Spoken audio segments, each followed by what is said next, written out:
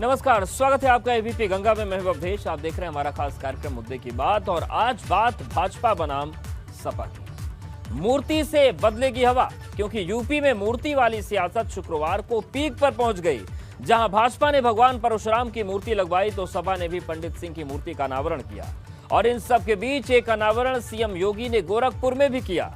लेकिन सवाल बड़ा है कि क्या मूर्ति वाली ये सियासत यूपी की हवा बदल पाएगी? ये रिपोर्ट देखिए। पंडित सिंह जी लोकप्रिय नेता थे। लोग श्रद्धा से राम भक्त होते हैं, कुछ लोग राम जी के भक्तों पर गोली चलवाते हैं। यूपी की सियासत, मूर्ति की विरासत।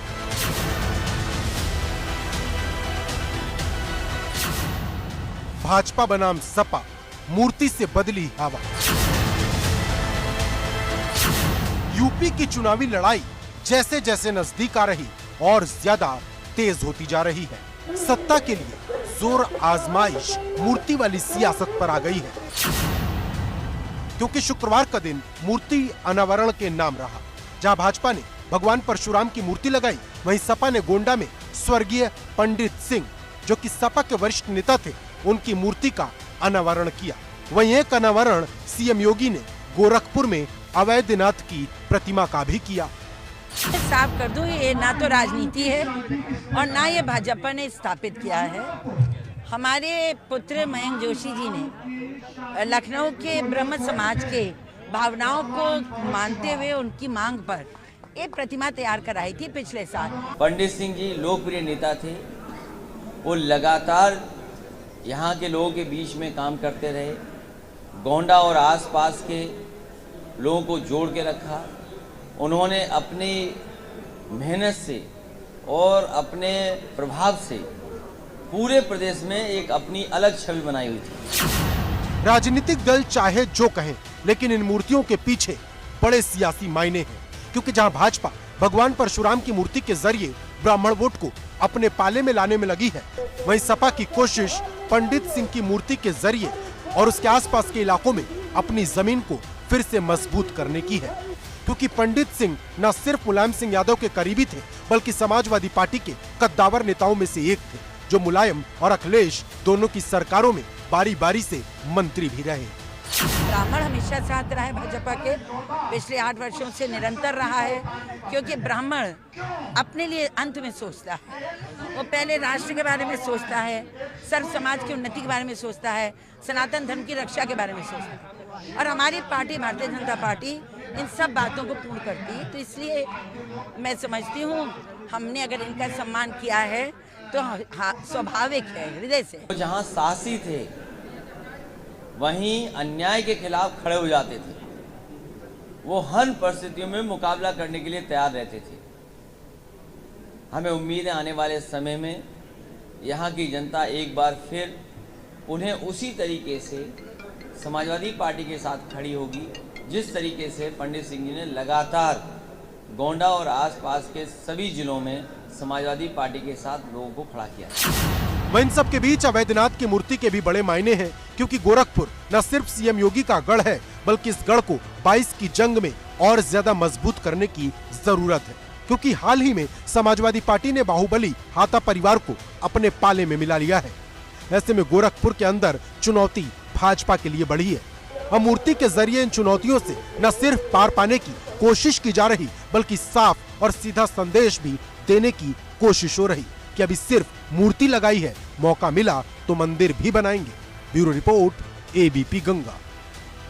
यूपी में शुरू हुई मूर्ति वाली पॉलिटिक्स में सबसे ज्यादा शोर भगवान परशुराम की मूर्ति का है, क्योंकि भगवान परशुराम की मूर्ति लगाकर राजनीतिक दल ब्राह्मण वोट को अपने पाले में लाना चाहते हैं। आज की कोशिश को लेकर भाजपा ने भगवान परशुराम की मूर्ति का अनावरण किया। भाजपा से पहले अखिलेश यादव भी परशुराम की एक मूर्ति का अनावरण कर चुके हैं। लेकिन सवाल बड़ा है कि 10% ब्राह्मण आखिर किसके साथ जाएंगे और किसे जिताएंगे।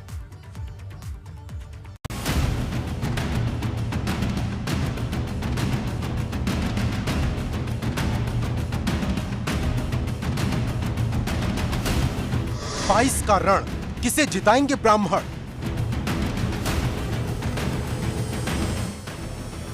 राम राज्य का परशुराम वाला पथ कौन पास करेगा यूपी का अग्निपथ।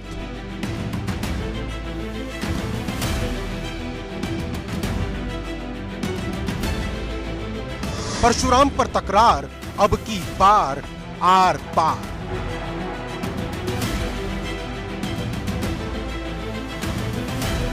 देश के सबसे बड़े सूबे की सबसे बड़ी जंग को फतेह करने के लिए राजनीतिक दलों ने पूरी ताकत झोंक दी है। कोई सौगातों का सहारा ले रहा तो कोई भविष्य के सपने दिखा रहा, लेकिन इन सब के बीच अगर सबसे ज्यादा जिक्र किसी चीज का हो रहा तो वो है ब्राह्मण वोट बैंक, जिन्हें रिझाने के लिए राजनीतिक दल खुद को सच्चा परशुराम भक्त बताने में जुटे हैं। अभी हाल ही में सपा ने भगवान परशुराम की मूर्ति का अनावरण हुआ था और अब भाजपा ने भी 6 फीट लंबी परशुराम की प्रतिमा का अनावरण कर ब्राह्मणों को बड़ा संदेश दे दिया है। मैं समझता हूं कि जो मौसमी परशुरामी बने हैं, जो मौसमी राम भक्त बने हैं, जनता उनको बेहतर पहचानती है। बीजेपी के लिए भगवान चुनावी मुद्दा नहीं है, बीजेपी का मुद्दा तो विकास है। बीजेपी के लिए भगवान आस्था का केंद्र है। अखिलेश यादव अयोध्या जाने वाले थे, हालांकि अब कोरोना की वजह से मैं किसी का नाम नहीं लेता हूं। लोग नेताओं से पूछेंगे क्या सपा का सर्वोच्च नेता कभी राम मंदिर गए हैं? क्या बसपा के सर्वोच्च नेता कभी राम मंदिर गए हैं? समाजवादी पार्टी की नीति और नियत में अंतर है। समाजवादी पार्टी को लोग भूले नहीं हैं। पहले इन्हीं लोगों ने कार सेवकों पर प्रभु राम के मंदिर के निर्माण में बाधा डालने के लिए गोलियां चलाई थी और हजारों लोग मारे गए थे, खून की नदियां अयोध्या में बही थी। आज वोट लेने के लिए इस प्रकार का वो लोगों को बहलाने का प्रयास कर रहे हैं, लेकिन ब्राह्मण समाज उन्हें कभी माफ नहीं करेगा। प्रदेश का 100% ब्राह्मण समाज भारतीय जनता पार्टी के साथ है।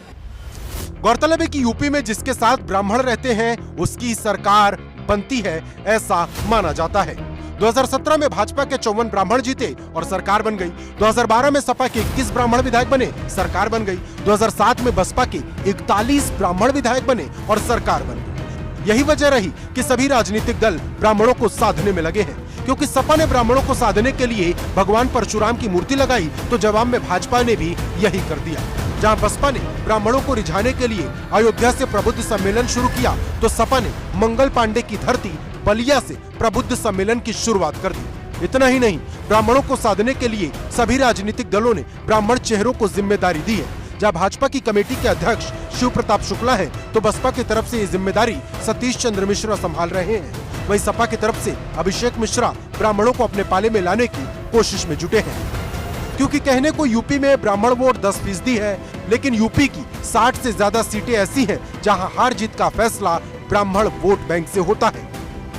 लेकिन मुद्दे की बात यह है कि इस बार ब्राह्मण किसके लिए शंख बजाएगा, क्योंकि 2014 के बाद से ब्राह्मणों का झुकाव भाजपा की तरफ दिखा, लेकिन इस बार ब्राह्मण भाजपा से नाराज हैं। इसको लेकर विपक्ष की तरफ से कई बातें बनाई जा रही। ऐसे में सवाल बड़ा है कि क्या सच में ब्राह्मण भाजपा से नाराज है? अगर है तो वो किसे वोट देगा, क्योंकि सपा हो या बसपा या फिर कांग्रेस, सभी पार्टियां ब्राह्मणों के आगे झोली फैला कर बैठी हैं। अब ये किसकी झोली भरेंगे ये देखना होगा। Bureau report, ABP Ganga. Akhilesh Yadav की जो गोंडा की जमीन से भाजपा पर जमकर गरजे, क्योंकि अखिलेश यादव गोंडा गए तो पंडित सिंह की मूर्ति का अनावरण करने, लेकिन अनावरण के बाद जो हमला योगी सरकार पर किया वो सूबे की राजनीति का पारा चढ़ा गया।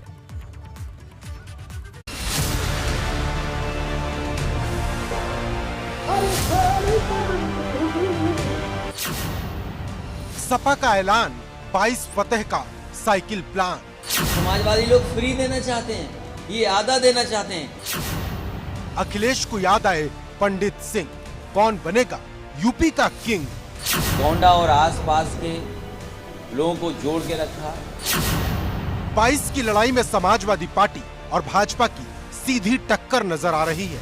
जहां भाजपा ने 300 पार का नारा दिया है, वहीं अखिलेश अपने खुद के लिए 400 का टारगेट सेट कर बैठे हैं। अब इसी टारगेट को पूरा करने के लिए अखिलेश शुक्रवार को गोंडा पहुंचे, जहां सबसे पहले अखिलेश यादव ने सपा के वरिष्ठ नेता रहे विनोद कुमार सिंह उर्फ पंडित सिंह की मूर्ति का अनावरण कर क्षत्रिय समाज में बड़ा संदेश दिया। 300 यूनिट फ्री बिजली को लेकर सूबे की योगी सरकार पर वो जमकर बरसे। अखिलेश ने कहा कि हम पूरा फ्री दे रहे हैं, जबकि भाजपा आधा देकर ही माहौल बना रही। जब से समाजवादी पार्टी ने पहला संकल्प पत्र लिया है, जो पहला संकल्प लिया नए साल पे कि गरीबों को और सभी लोगों को 300 यूनिट फ्री बिजली मिलेगी, उसी दिन सरकार घबरा गई। अब सुनने में आया कि उन्होंने भी बिजली की दरें कम करना शुरू किया है, किसानों के सिंचाई के लिए आधा कर दिया।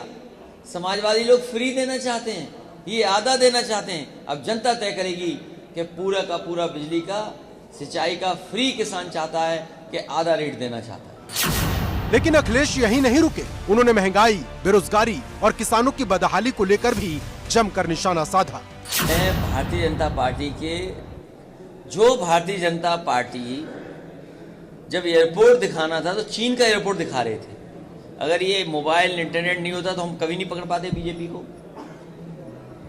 इन्होंने फ्लाईओवर कहां का दिखाया? कलकत्ता का। कारखाने कहां के दिखाए? अमेरिका के। तो इनका हर विज्ञापन झूठा है। बीजेपी कभी भी कोई झूठ बोल सकती है। किसी भी किसान की, किसी भी पैदावार की आय दोगुनी नहीं हुई। धान लूट लिया गया, खाद मिल नहीं रही, बीज उपलब्ध सरकार नहीं करा पा रही, डीएपी सरकार उपलब्ध नहीं करा पा रही, कीटनाशक दवाइयां महंगी। तो सरकार आखिरकार कर क्या रही है? लोगों की जान गई क्या भारतीय जनता पार्टी बताएगी? इन्हें जन विश्वास रैली नहीं निकालनी चाहिए। कोरोना को देख करके और ठोगो राज चला करके इन्हें जन माफी रैली निकालनी चाहिए। जनता से माफी मांगनी चाहिए कोरोना के लिए। वहीं अखिलेश ने एक तंज पीएम की सुरक्षा में हुई चूक को लेकर जारी सियासत पर भी किया। साथ में खाली कुर्सी का वो किस्सा भी सुनाया जब 25 लोगों के बीच अखिलेश ने भाषण दिया था। मेरे पंजाब के लोगों से और किसानों से अपील है कि कम से कम प्रधानमंत्री जी को मंच तक तो जाने देना चाहिए था। मंच पे जाते खाली कुर्सियां देखते तो अच्छा लगता उनको, और खाली कुर्सियों पे भी भाषण देना चाहिए था, क्योंकि यूपी में भी खाली कुर्सियां हैं उनके लिए। सोचिए 25 लोग थे कोडरमा में, मैं 25 लोगों के बीच में भाषण देने गया था। तो इसलिए मैं कह रहा हूं कि किसान भाइयों से हमारी अपील थी, कम से कम खाली मंच पे प्रधानमंत्री जी को जाना चाहिए था। गौरतलब है कि अखिलेश की नजर यूपी की सभी 403 विधानसभा सीटों पर है और इसमें गोंडा की वो 7 सीटें भी हैं जिस पर भाजपा का कब्जा है। लेकिन बड़ा सवाल यह है कि जो लक्ष्य अखिलेश यादव ने रखा है, क्या वो उसे हासिल कर पाएंगे? क्योंकि सच तो यह है कि जिन राजनीतिक दलों से अखिलेश ने गठबंधन किया, उनसे सीट शेयरिंग का फॉर्मूला तक तय नहीं हो पाया है। क्योंकि गुरुवार को जयंत चौधरी उनसे मिलने लखनऊ पहुंचे थे। घंटों तक दोनों के बीच मंथन हुआ, लेकिन सीट शेयरिंग को लेकर क्या फाइनल फॉर्मूला है, ये सामने अभी तक नहीं आया। ये सवाल इसलिए भी बड़ा है क्योंकि अब किसी भी वक्त चुनाव आयोग तारीखों का ऐलान कर सकता है। ऐसे में अगर कोई ऊंच नीच हुई तो बहुत मुश्किल हो जाएगी। हालांकि अखिलेश यादव बार बार ये जरूर कहते हैं कि सीट शेयरिंग के बाद ही गठबंधन तय हुआ है, लेकिन सीट शेयरिंग का फॉर्मूला अभी तक सामने नहीं आया।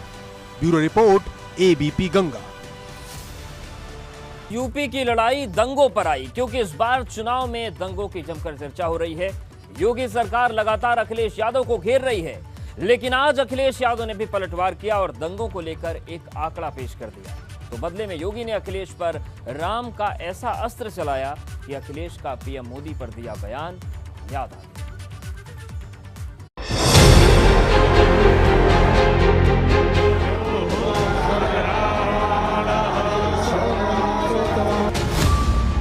यूपी की लड़ाई दंगों पर आई, आखिरी वक्त पर राम का नाम, क्या बनेंगे बिगड़े काम?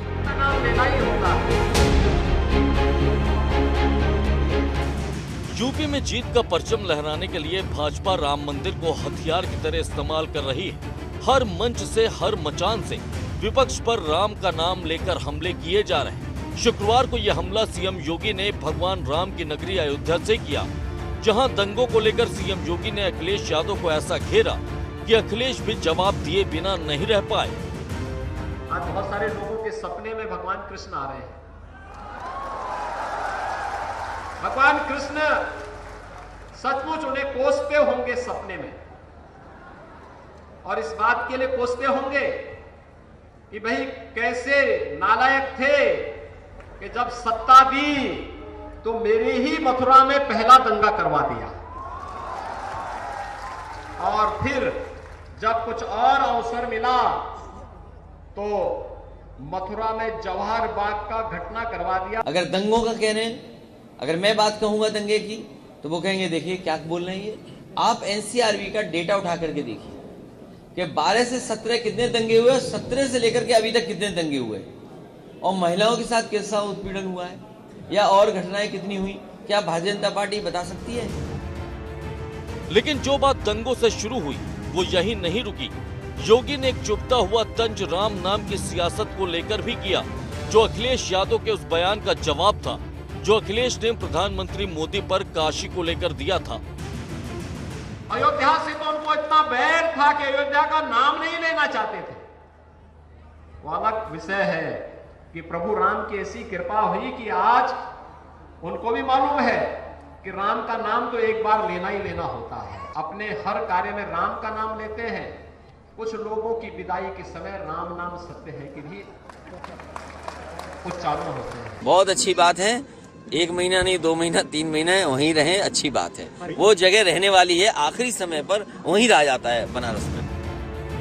गौरतलब है कि 22 की लड़ाई हिंदुत्व की पिच पर हो रही। भाजपा की पूरी कोशिश है कि लड़ाई इससे बिल्कुल भी इधर उधर ना हो। इसे एक बात से समझ सकते हैं कि जहां भाजपा के नेता लगातार राम मंदिर को लेकर विपक्ष को घेर रहे, तो वहीं बड़े बड़े नेता अयोध्या पहुंच रहे हैं। हाल ही में भाजपा के कई राज्यों के मुख्यमंत्री भी अयोध्या पहुंचे थे। अब सीएम योगी हो या नितिन गडकरी या फिर अमित शाह, सभी बारी बारी से अयोध्या जा रहे हैं और जनता को साफ कर सीधा संदेश दे रहे हैं कि अयोध्या में भव्य राम मंदिर बन रहा है। लेकिन इन सब के बीच सौगात भी खूब दी जा रही। अयोध्या में 2000 छात्रों को टैबलेट, वहीं गोरखपुर में 68 करोड़ रुपए की लागत वाली 20 विकास परियोजनाओं की सौगात दी गई। साथ ही 1000 विद्यार्थियों में टैबलेट, स्मार्टफोन बांटे गए। लखनऊ में पर्यटन और संस्कृति विभाग की 642 करोड़ रुपए की 488 विकास परियोजनाओं का उद्घाटन और शिलान्यास किया गया। ये टैबलेट और स्मार्टफोन जो हम लोग देंगे, ये टैबलेट और स्मार्टफोन में केवल टैबलेट और स्मार्टफोन उपलब्ध नहीं होगा। बहुत सारे गरीब बच्चे ऐसे होंगे जिनके माँ बाप इसका खर्चा उठाने में हो सकता है उनके सामने संकट हो, और इसलिए सरकार ने तय किया है कि टैबलेट के साथ साथ डिजिटल एक्सेस, यानी जितना उसका खर्चा आता है उस खर्चे को भी सरकार उन बच्चों को उपलब्ध करवाने का कार्य करेगी।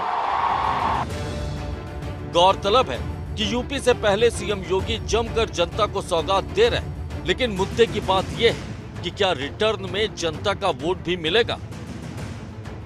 Bureau report, ABP Ganga. अब बात करते हैं संक्रमण की सुनामी की, जो हर दिन और तेज होती जा रही है, क्योंकि नए केस में ऐसे उछाल आए कि गिनती 1 लाख के पार पहुंच गई। लेकिन यह सिर्फ ट्रेलर है, क्योंकि असली सुनामी फरवरी में आएगी, जिसको लेकर एक बड़ी चेतावनी जारी की गई।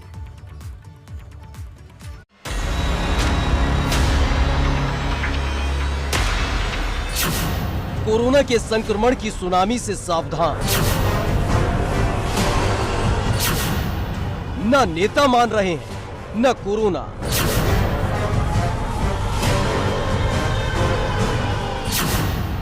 कोरोना की पीक वाली चेतावनी।